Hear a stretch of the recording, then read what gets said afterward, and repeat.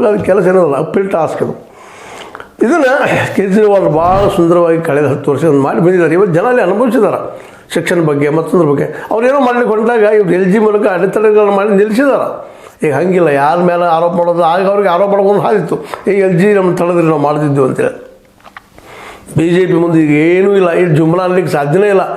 ಅವ್ರ ಜುಮ್ಲಾ ಅಂತಂದ್ರೆ ಇಡೀ ದೇಶ ಅವ್ರು ತಿರುಗಿ ಬಿದ್ದರೂ ಬಿದ್ದು ಹೇಳಲಿಕ್ಕೆ ಸಾಧ್ಯ ಇಲ್ಲ. ಇವತ್ತು ಜನ ಎಷ್ಟುಕೊಳ್ತಾ ಇದ್ದಾರೆ ಕರ್ನಾಟಕದಲ್ಲೇ ಈ ಒಂದು ಗ್ಯಾರಂಟಿಗಳಿಂದಾಗಲಿ ಮತ್ತೊಂದರಿಂದಾಗಲಿ ಜನ ನಿಧಾನಕ್ಕೆ ಅದು ಕಡಾಪ್ತ ಆಗ್ತಾ ಇದ್ದಾರೆ. ಹೇಗೆ ಗ್ಯಾರಂಟಿ ಅದಪ್ಪ ಬಡವರಿಗೆ, ಬಸ್ನ ಓಡಾಡೋದು ಹೆಣ್ಮಕ್ಳಿಗೆ ಅಂತೇಳಿ ಅವ್ರು ಅಡ್ಜಸ್ಟ್ ಆಗ್ತಾ ಇದ್ದಾರೆ. ಮುಂದಿನ ಯಾವುದೇ ಪಕ್ಷ ಬಂದ್ರೆ ಮಾಡ್ಕೊಂಡು ಹೋಗಲೇಬೇಕಂತ ಅಂಥ ಪರಿಸ್ಥಿತಿ ಇವತ್ತು ಬಂದು ನಿಂತ್ಬಿಟ್ಟದೆ. ಇವತ್ತು ಕರ್ನಾಟಕ ಆಗಿರ್ಬೋದು ಅಥವಾ ಕಾಂಗ್ರೆಸ್ ಆಳುತ್ತಿರೋದು ತೆಲಂಗಾಣದಲ್ಲಿ ಆಗಿರ್ಬೋದು, ಈಗ ಆಳಿ ಮುಗಿಸಿದಂತಹ ಕೇಜ್ರಿವಾಲ್ ದೆಹಲಿಯಲ್ಲಿ ಆಗಿರ್ಬೋದು ಅಥವಾ ಪಂಜಾಬ್ದಲ್ಲಿ ಆಗಿರ್ಬೋದು, ಇನ್ನೊಂದು ಕಡೆ ಎಲ್ಲ ಇವತ್ತು ಗ್ಯಾರಂಟಿಗಳ ಧ್ವನಿ ಅದ, ಜೊತೆಗೆ ಪ್ರಗತಿ ಅದ. ಇನ್ನು ಉದ್ಯೋಗ ಕೊಡಬೇಕಾಗಿದೆ.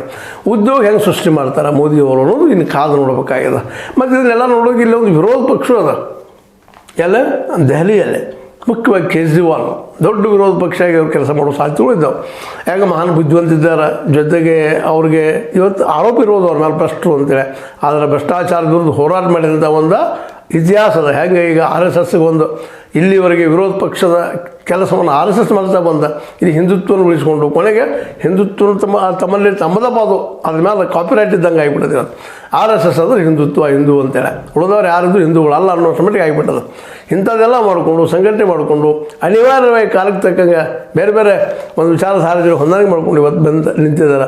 ಇವತ್ತು ದಿಲ್ಲಿಯನ್ನು ಗೆಲ್ಲುವಲ್ಲಿ RSSಗೆ ಪಾತ್ರ ಭಾಳ ದೊಡ್ಡದು. ಯಾಕೆಂತಂದ್ರೆ ಈ ದೇಶದ ದೊಡ್ಡ ದುರಂತ ಅಂದರೆ ಎಲ್ಲ ರಾಜಕೀಯ ಪಕ್ಷಗಳು BJP ಒಂದು ಬಿಟ್ಟು ಉಳಿದ ಎಲ್ಲ ರಾಜಕೀಯ ಪಕ್ಷಗಳು ಸಂಘಟನೆ ಇಲ್ಲ, ಓಡಾಡುವ ಕಾರ್ಯಕರ್ತರಿಲ್ಲ, ಜನಸಾಮಾನ್ಯರಿಗೆ ಮುಟ್ಟಿಸುವಂಥ ಇಲ್ಲಿ ಕಾರ್ಯಕರ್ತರಿಲ್ಲ. ಇಲ್ಲೆಲ್ಲ ಏನಿದ್ರು ಕಾರ್ಯಕರ್ತರು ಹೇಳ್ತಾರಪ್ಪ ದುಡ್ಡು ಹಿಡಿಯುವಂಥವ್ರು ಏಜೆಂಟ್ ಇದ್ದಂಗೆ.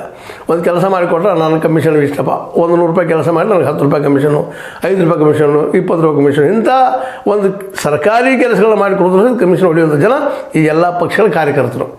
BJPಯಲ್ಲೂ ಇದ್ದಾರಿಲ್ಲ ಅಂತಲ್ಲ, ಅದರ ಪ್ರಮಾಣ ಕಡಿಮೆ. RSS ಇದರಲ್ಲಿ ಭಾಳ ಕಡಿಮೆ ಇದೆ.